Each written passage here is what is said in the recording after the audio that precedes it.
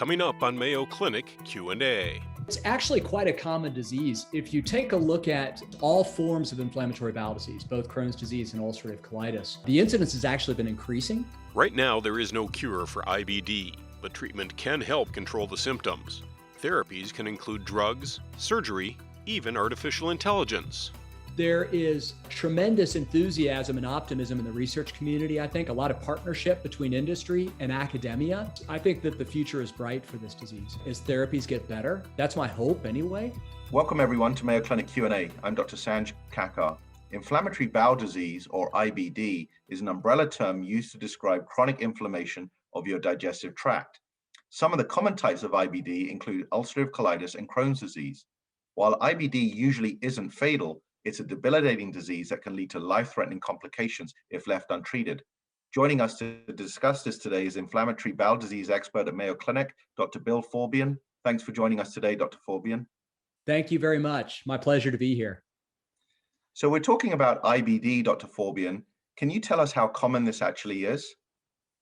So it's actually quite a common disease. If you take a look at all comers, all forms of inflammatory bowel disease, both Crohn's disease and ulcerative colitis, the incidence has actually been increasing. And the most recent estimates would be that as many as, depending on where you live and what region of the world you live, as many as 1 in 250 to 1 in 300 people may be affected with an inflammatory bowel disease. The most recent numbers emerging also from Canada, for example, shows the incidence continuing to increase. Meaning the number of new cases every year. So the incidence continuing to increase. And that increase is actually largest in young patients. So this is still an emerging public health problem. But the short answer is depending on where you live, maybe as many as 1 in 300 people affected. So why is it increasing? Yeah, we don't know. That's a great question. So I always tell people when they ask me this question about why do I have the disease or why is the disease in my family, I would say that most of us that do research in this space believe that it's a combination of 3 events. One is you have to have the right genes, okay? But that does not mean that you're going to get this disease. This is what we would call a complex genetic disease, meaning that the genes that contribute to this disease are likely many, with each gene contributing a very small amount, okay? So having the right genes is not that uncommon, but you have to have the right set of genes. Then generally, there's some type of environmental trigger. And whether that is a particular bug that lives in my gut, whether that's the way that I eat or the population eats, or something else that we just don't know. But there's generally something else, some environmental trigger. And at the end of the day, this is an immunologic disease, an immune system disease. So the convergence of those 3 things, we think induces the disease in those that have the right genes. Why the incidence is increasing? Lots and lots of guesses, right? A lot of grants and funding in that space, but no strong answers yet. Probably one of the most interesting things, though, that the audience may find interesting is this disease was initially thought to be a disease of developed nations, if you will, right? But that's just simply not true. And there are spiking incidence rates in rapidly developing nations. But something that's really interesting that's been observed probably 20 years ago is the first inflammatory bowel disease to emerge in developing countries tends to be ulcerative colitis. Then that tends to level off. And then following that, you see the emergence of Crohn's disease. So really interesting, a lot of really interesting environmental clues there, but we don't really have the answer yet. I'm glad you touched upon developed versus developing countries. When I was in medical school, you're absolutely right. We were taught that in developing countries where the diet may be higher in roughage content, you didn't quite see as much inflammatory bowel disease. So does diet have a role to play here? Probably. What I tell people, everybody has a question about their diet, and they should, right? Diet's really important. What I tell folks is this. We have bugs that live in our intestine, right? And those bugs, they live there, but they also do things called metabolism. So they can ingest some of the nutrients that we eat. They can metabolize some of those nutrients and pass off such things called metabolites that can interface back with our own immune system and our own GI tract. So these bugs live in our gut.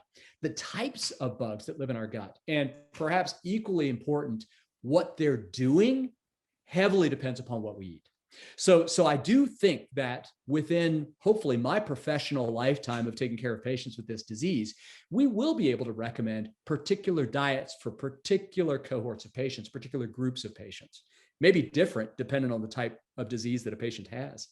There have been some successes, though. I think that the last 5 years have really brought to fore a variety of clinical trials that are focused on diet. They're difficult trials to do because they're hard to control, meaning it's hard to know exactly what somebody's eating when they go home. Some of these diets can be expensive. That can be hard too. So there's some challenges, but I do think that what we eat drives what types of bugs live in our gut and what those bugs are doing. And that most certainly has to do with our immune response. Now, Dr. Faubion, before we really dive into inflammatory bowel disease, I just want you to clear up. There's some other acronyms one here, for example, IBS or irritable bowel syndrome. Can you explain to our listeners what the difference is between the two? Yeah. So inflammatory bowel disease, what we're talking about today, is a disease that if I were to pass a scope into the bowel and take a look at the bowel, you'll see bleeding, you'll see ulcers. These can lead to narrowing. They can lead to penetrations of the bowel called a perforation or a fistula. So they're a chronic inflammatory event that I can see, that I can touch, that I can feel, that many times leads to surgery, right? That's inflammatory bowel disease.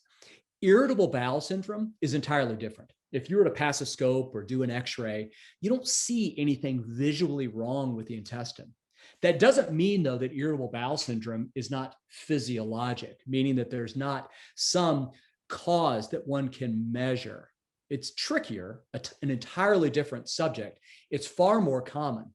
I tell young people sometimes that if I have to give a talk that I'm not prepared for, I may feel sick, I may throw up, I may have diarrhea, okay? That actually are some of the symptoms of irritable bowel syndrome. So we do think that there's an enteric, there's a loop between the intestine and the neurologic system, the brain, right? That all of us are familiar with, the butterflies that we get. That probably has something to do with irritable bowel syndrome that is very different from inflammatory bowel disease. Great, thank you for explaining that difference.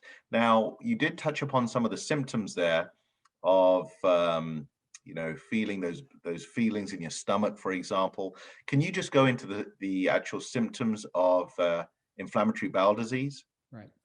So I'll break them up between ulcerative colitis and Crohn's disease. So ulcerative colitis is simple. The inflammation involves the colon. It never leaves the colon, right? Always stays in the colon, which is the large intestine. That's the last 4 to 6 feet of bowel. All the colon does is absorb water. That's all it does, okay? And it's a reservoir for stool. If it becomes inflamed, people pass blood. And when they pass blood, they can have urgency. They have to go to the bathroom right now, right? They can have something we call tenesmus, meaning that one goes to the bathroom, you feel like you've really got to go, and you have a bad cramp, but nothing comes out, but a little bit of blood or mucus, or as soon as you stand up, you feel like you have to go again. That's called tenesmus. So cramping, bleeding, pain, urgency, those are mainly the symptoms of ulcerative colitis.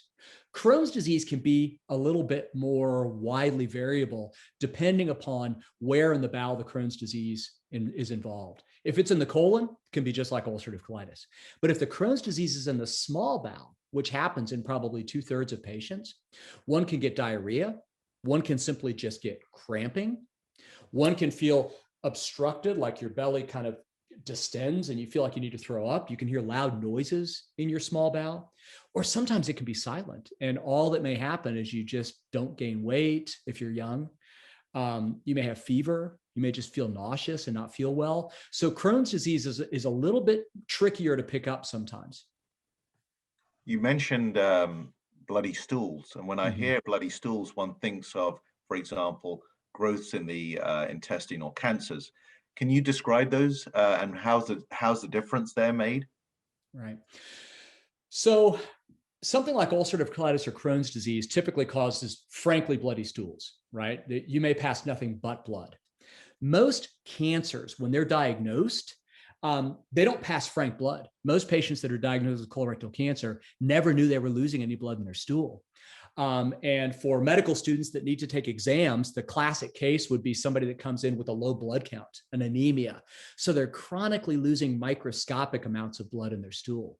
And one of the earliest tests to diagnose colon cancer was a stool blood test to look for blood in the stool. But most people can't see it. To have a frankly bloody stool, that'd be a little unusual in colorectal cancer, quite common for inflammatory bowel disease. Thank you. So we have the signs, we have the symptoms. How do you actually diagnose inflammatory bowel disease and the differences between the two main types, Crohn's disease or ulcerative colitis? Most of these diagnoses are going to include some type of lighted camera, either a camera passed from below, so-called colonoscopy, or a camera passed above, an upper endoscopy, and then some imaging of the small bowel. And that imaging of the small bowel, most folks do some type of what we call cross-sectional imaging. Most people know what a CT scan is, or an MRI. If you have ever, had a joint problem or heard about an athlete with a joint problem, they get an MRI. We can do those of the intestine also. And those are called MRI enterographies or CT enterographies, meaning that we're focusing on the bowel. So you've got 15 to 20 feet of small bowel, and that can be imaged with these cross-sectional studies. That can allow us to see if there's inflammation of the small bowel. It can allow us to see if there's these penetrating complications, these so-called fistulae. It can allow us to see if there's any narrowing, something called a stricture. And then the scopes, the lighted scopes, can help us visually look at the bowel and look for ulcers. Those are the typical ways it's diagnosed. There are some blood tests that are emerging because sometimes somebody will come with some very, very minor symptoms, and they may have a family history of inflammatory bowel disease. And you don't feel like that you need to do all of the studies. However, you may just want to do a blood test. So there are a variety of blood tests that have been designed to look for inflammatory bowel disease. Those are not very sensitive or specific. Generally, they're followed up. They can just raise your level of suspicion. Generally, are followed up with one of the tests that I described, or both. Now, if you've never had this camera being passed, I'm sure listeners are thinking, well, what does that look like? Can you describe what that looks like? Sure. So the first thing you need to know is most people prefer to be sedated for the test. And so if you're going to have the lighted camera pass from below, a colonoscopy, you would drink the night before and the morning of a volume of fluid, probably two about this size or kind of the low volume preps to clean the colon out so it's cleansed. And then somebody like myself, after you've been sedated, would pass a scope in from your bottom, from the rectum, through the 4 to 6 feet of colon.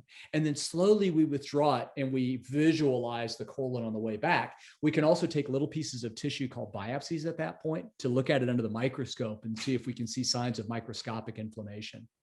We can also do that from above, pass a scope into the stomach in the first part of the small bowel. And now they also have something called a capsule enteroscopy, where a patient can swallow a capsule, and that lighted capsule will pass all the way through the small bowel, storing images all the way. And then we can review those images and scroll through them on the computer to take a look at the entire small bowel to look for ulcers also. That's called a capsule enteroscopy. Wow, I've never heard of that before. That's really high tech. Yeah, it's fun. Now, in terms of the treatment, can you tell us about the different forms of treatment? You mentioned earlier about surgery, and are there medical treatments for inflammatory bowel disease?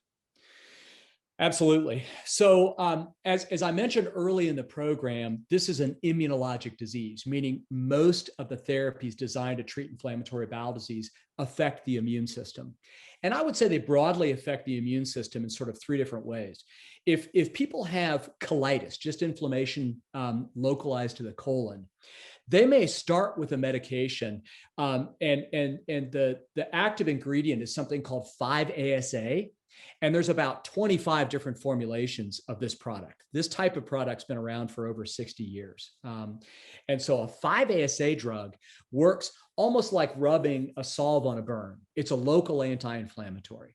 It doesn't affect you body-wide, what we would call systemically, doesn't suppress your immune system. It just works locally. If you're a lucky patient that just has inflammation localized to the colon, and you're one of the 4 in 10 patients that respond to this type of agent, that may be all you ever need. Beyond that, though, the drugs begin to affect the immune system body-wide, okay? And there's some older products that we took by mouth, the so-called thiopurines. Those have also been around for at least 40 years. and they broadly affect the immune system in sort of a non-specific way. Those can be effective in maybe 3 to 4 in 10 patients. Many newer therapies, though, have moved beyond that and have become more specific in how they affect the immune system. These we call biologics, okay? And the reason they're called biologics is simply because rather than making the medication synthetically in a test tube in a laboratory, the agent requires a biologic platform or a living platform, okay? And that's because the product is designed as what I'll call an antibody, all right? So an antibody is a protein that lives in our bloodstream. It's made by our immune system, and its sole purpose is to recognize other proteins and do something with it. So antibodies have been designed against a variety of targets in the immune system. And things that you'll hear about, your listeners may be familiar with, are so-called anti-TNF agents, right? The oldest one of these was infliximab, that's the generic name. Then there was adalimumab, certolizumab, golimumab. All of these affect TNF. We call them anti-TNFs. And now we've moved on beyond this particular target to a handful of other targets. And then also even biologic agents that block how an immune cell moves in the body. Does it traffic to the colon or not? The so-called anti-trafficking agents. So that could be a subject of a new podcast on the types of different therapies. But I would say, just to reiterate, there's the older therapies that can work just like rubbing a salve on a burn, don't act throughout body-wide. Then an older set of medications that act body-wide, that are pill form. And then newer agents, the so-called biologics, that are much more specific, okay? And with those come perhaps, I think, some increasing ability to work, so-called increasing efficacy. And I know probably what we'll get into is how do you select the right medication for the right patient? There's a lot of really interesting science in that. And we can move on and talk about that too, but I'll turn it back over to you. No. I'm glad that you mentioned that, because as you said, 4 of the 10 patients may do well with a certain treatment and others may not. So how do you determine and individualize your treatment plan on the patient? I would say that's one of the most exciting parts about academic research right now in this space. Not only is it really exciting to try to discover new targets, right? But part of that discovery of new targets is why the heck does a patient have the disease anyway? So defining what the actual molecular cause is in a unique individual patient, that's what a lot of us are spending a lot of our time doing. And I think what we're going to learn right now, we say there's Crohn's disease and there's ulcerative colitis. We already know that there's probably, there's Crohn's disease that looks more like ulcerative colitis than Crohn's disease, right? So I think over time, the more in depth that we get into the molecular cause of an individual patient's disease, the more we're going to say there may be 10 types of Crohn's disease, right? There's probably not 50, but there's certainly more than one. And so when we start to cluster patients by what's wrong with this type of molecular pathway that leads to this type of Crohn's disease, we'll be much more specific about, well, I want to choose this medication then for this pathway. And that's why when you basket them all together and you run a clinical trial and only 4 in 10 responded, it's likely because you've got one mechanism for one type of disease, but we're throwing everybody over the wall into the same trial. And that's really where we're moving. That's where a lot of research is moving into. So can you talk about, I understand that you're using artificial intelligence and machine learning. Is this how it's helping you? Yes. So these data sets are really complicated, right? So I already mentioned that bugs live in our intestine and the bugs do things, right? The so-called microbiome, if you will, and the metabolome. Well, we can measure those things on an individual patient, but that's going to be billions of data points, right? Because we've got trillions of bugs that live in our gut, way more bugs than cells in our body. And those bugs are all making hundreds of different metabolites. So that math starts to multiply up pretty quick, and you end up with a lot of data points. Well, if you couple that with the genetics, right, that's a lot of data. If I couple that with immunologic outputs, right, what my immune system is doing, well, that's a lot of data, right? And that's just 3. There's probably many more. So how do we take all of that data and organize it in a way that predicts, well, this patient belongs over here in this group. this patient's not at all like this group. They're more like this group, right? How do I do that? That's where we really need what we would call machine-based learning, right? Because there are mathematical models that will allow us to cluster patients by likeness or by differences using complex data, but it's a lot of math and a lot of computer power. So that's really where machine-based learning is being utilized to integrate these complex data sets and output, well, Bill, your patient is like patient A and not like patient D. And I may never know why, but the algorithm tells us so. Yeah, no, I love the way that you're being able to now individualize your treatments for these patients, and looking forward to seeing how that research translates into clinical practice. You mentioned medical treatments. Are they the mainstay for inflammatory bowel disease, or does surgery have a role? So historically, if you just look back over the decades, 80% of patients with inflammatory bowel disease have come to some form of surgery within 20 years of their disease, okay? So we work in partnership, hand in hand with our colorectal surgical colleagues. That's one of the things that I enjoy most about practicing here at Mayo Clinic, is that sort of integrated multi-specialty care. You really can't take care of an inflammatory bowel disease patient without a surgical colleague, because so many of these patients will require some type of intervention, some type of interventional procedure. There's some data emerging that that's getting less common, right, as therapies get better. That's my hope anyway. And I think there's some emerging data to suggest that's the case. If you have ulcerative colitis, some of our patients go on and have their entire colon removed. That's called an ileoanal pouch procedure, or J-pouch procedure. And the end of the small bowel is actually fashioned into a new rectum that's sewn down to the anal canal. And then patients go off all their therapies and can live their entire life eating whatever they want to eat. The food traffics through their small bowel, is retained in this internal kind of new rectum, and then pooped out whenever they need to go. Patients with Crohn's disease can't do that. The Crohn's disease will involve the pouch and the small bowel. So you really can't do that operation for Crohn's disease. What happens far more likely with Crohn's disease, because about 2/3 of patients get the disease at the end of their small bowel, right where it enters into the colon, that many times leads to narrowing, something called a stricture. And that'll lead to symptoms where people can't eat well. They'll feel distended like a balloon. And so that has to be operated on sometimes and then reconnected. Also, too, patients with Crohn's disease can develop something called a perianal fistula. And that's a problem right around the bottom, a little swelling or an infection. And that requires surgical care sometimes as well.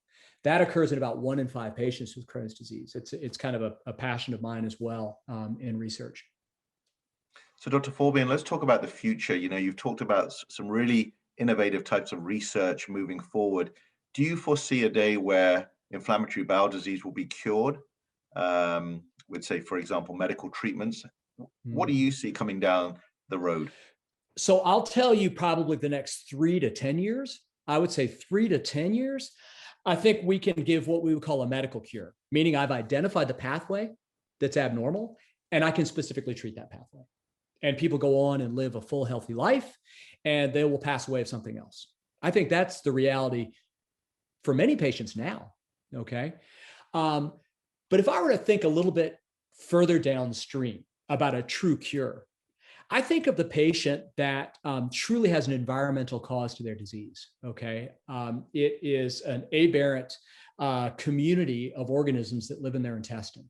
And it's the chronic metabolic function of this unusual colony of organisms. Well, if I could treat those with an antibiotic and put them on the right diet and they no longer get bowel inflammation, that sounds like a cure to me. Similarly, how celiac, some patients with celiac disease or an allergy to gluten, as long as they avoid gluten, they have no symptoms and their small bowel looks normal. I would like to have that as sort of the intermediary goal, right, to a cure. So I think that's absolutely attainable. Dr. Faubion, that's a lot of information. That's really great stuff. What didn't we cover today that you would like to share with us? I think I'd like to share that there is tremendous enthusiasm and optimism in the research community. I think a lot of partnership between industry and academia.